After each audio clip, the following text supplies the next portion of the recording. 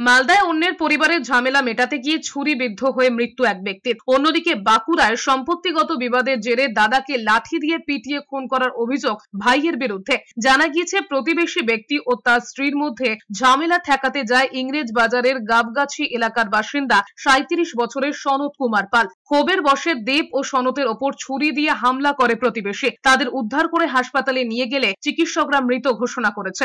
অন্যদিকে বাঁকুড়া খাদরা রবীন্দ্র সরণি এলাকার বাসিন্দা দুই ভাই ভজন রজক এবং নারু রজকের মধ্যে সম্পত্তি নিয়ে তীব্র বচসা হয়। তখনই ভজন রজক আচমকা লাঠি নিয়ে তার দাদার মাথায় আঘাত করলে ঘটনাস্থলে রক্তাক্ত অবস্থায় লুটিয়ে পড়েন নারু। লাঠির আঘাতে আক্রান্ত হয়েছেন তার মেয়ে ও স্ত্রী। তাদের উদ্ধার করে হাসপাতালে নিয়ে গেলে চিকিৎসকরা নারু রজককে মৃত ঘোষণা করেন। মৃতের ছেলের লিখিত অভিযোগের ভিত্তিতে অভিযুক্ত ভজন রজককে গ্রেফতার করেছে পুলিশ।